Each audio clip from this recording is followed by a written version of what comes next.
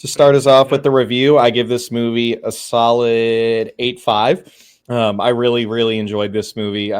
The first time I saw it, I was probably a kid, 2013. So yeah, I was younger. But I remember seeing it and immediately wanting to watch it back because it's one of those movies. Once you see through it for the first time and you want to watch it again, you're going to realize so many things that, could have possibly have given you hints to figure out the plot twist that you kind of get a little bit at the end, or just figure out the good old fashioned who had done it. This movie is very clever. I don't know about you guys, but speaking for myself, when watching this movie through for the first time, I had no idea who had done it, because you got a few different suspects as the movie goes on. But overall, I had a great time with the movie. I felt like it was done very well. I didn't find any moments where I was like, "Oh, I could have seen that coming." It was all surprising, and I feel like we don't get enough of that with movies nowadays. You can kind of just call out the shit that is going to happen every 5 seconds. So it was nice to return to a little bit of the surprise element here. Craig, what did you think of this movie? Give us a rating. Give it a strong 8, mainly for the cast. When it first started off, because I just sort of let myself go into it blind, and I didn't know Hugh Jackman was in it. For the first sort of 10 minutes, it seemed, Jake Gyllenhaal's in this. Obviously, he is. The cast is so bloody strong in this. Even the two little girls at the start of the film. We said it before, kid actors can really take you out of a film. They just look like two little girls, as they would if you went round your friend's house and there was, there are two kids there. So even they were good. Again, didn't see it coming at all. So yeah, strong 8. There is some muppetry in this for me. The fact that that's the way that Hugh Jackman's character is. So we find out right at the very opening scene when he's a bit of a what would you call them? Not a survivalist, but like a doomsday. Psychopath. He's a doomsday. Yes, psychopath is a good word for him as well. A complete and utter psychopath. Then again, a lot of survivalists are psychopaths. Family. Yes, no, I know that. I know it's a common, and I think that was sort of what they were going with, the fact that he had, the basement was just full, completely full of stuff. That opening speech in the beginning. Sorry to interrupt. That opening speech in the beginning, where he talks about being ready, that character would love the zombie apocalypse. Oh God, he would love the zombie apocalypse. No, I completely agree with you on that.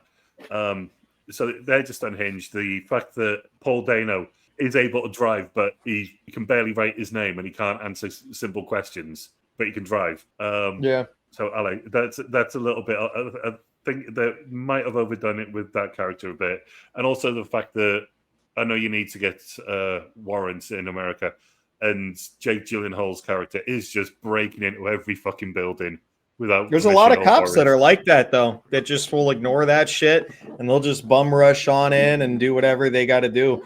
I'll take your word for that, but it's just not something you commonly see in American media. It's certainly not legal. There is some that I was thinking the characters have been a bit extreme. So, I can see that there, like with the certain hot water and the cold water that we'll get to, I'm sure a little bit later. But even for me, I was like, like Brian said, fucking psychopath. Like there's a level to this shit that I feel like some person, he kind of just seemed like he was enjoying certain elements of the whole torture aspects of things. It's and also when the mum, so him going to drink I can sort of understand, but straight away the mum's going to the prescription drugs. That's America, though. It's a trope. It seems very much a trope. Strong 8 as a film, and a lot of that is down to the cast and the realism of it. Because I don't know how long it took to film, but I can imagine because of the close setting and using the same sets, I imagine it didn't take too. Like they managed to roll it through quite quickly. I'm surprised the budget is so big. Honestly, I would have thought. I mean, I guess for the cast alone, that would be a huge part of the budget. But that's got to be it because it doesn't seem like a crazy. There's no CG in this, and it's like small town America. Yeah. Like it's all building. Even if they had to buy the houses to build, it wouldn't have cost that much. King Boomer, what do you got? Okay, so I am going to probably shock Captain Quintano here, but not in a bad way, because guess what, folks? I'm giving this a 10. I really thought this was a fantastic movie, and I might shock you even further because I dare say that this is Denis Villeneuve's best movie. I think it's his best. Yeah. Yeah, you did shock me. Holy fuck. Yeah. Yeah, I'm shocked. But in a good way, I hope. Yeah. Holy shit, bud. Usually when I shock you, it's because of how low I Yeah. That's kind of what I But expect no, from this you at was- point. this was it was either going to be a 9 or 10 for me, but I was like, you know what, it's a 10. It felt, I had the same feeling watching this in a lot of ways as I did the very first season of True Detective. There's a lot of similarities, actually. I don't know if either of you have seen That the first season is fucking brilliant, bro. It's the best season of television I've ever Not seen. to mention that one ass cheek lift up scene. Oh, sorry. You know what I'm talking about. Now Craig's definitely going to watch it. Yeah. So well done. No, but Prisoners 2013. I was so enamored by this. This is one of those movies where I rated a 10 though, but I don't want to watch this movie very often because it feels personal. I really have a problem with seeing, even if they're fictional characters, it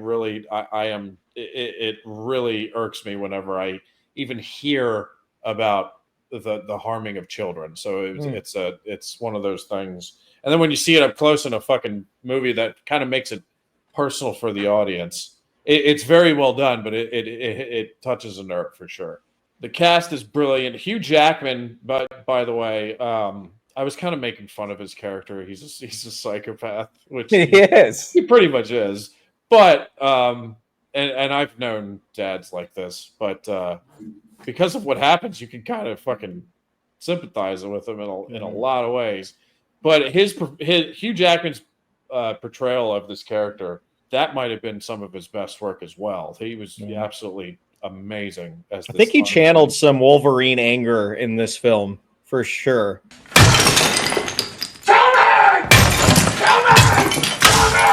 There was like 2 moments in there where I was like, "Oh, that's Wolverine." Literally with the hammer. But I don't think he was going for that. But anyway, Jake Gyllenhaal, he's always good. Yeah. I wouldn't expect him to play a character like this though, so that was nice to see. He's a little unhinged as well. He is. A lot of people in this are unhinged, and for good reason. But the one casting thing, which is whether I have a negative here, is not the casting choice, but how the character was used. Viola Davis is Nancy Birch. She might be the best actress or actor on this list here. You can make the argument that she's the best artist on the casting list. Criminally underutilized in this movie. When you have someone as talented as her, just play, basically who is on the screen for like 5-10 minutes, if that.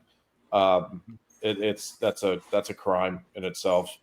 Maria Bello. You could do plenty with her. You could do plenty with her. She could have got more screen time than what's his name, War Machine. Terrence Howard. Terrence Howard, yeah. I would have been okay with her getting a lot more screen time than Terrence Howard. He's just not one of my favorites. I like Terrence Howard. He does really good in this film. He's quite a nutcase, but he's a bit wacky. One times one is acting. He's good. He's always solid. Maria Bello, I think, is a pretty underrated actress. She plays Hugh Jackman's wife in this, but she's been in a lot of films over the years. She had some good parts in this film, though, for sure. Yes, Paul Dano is always good.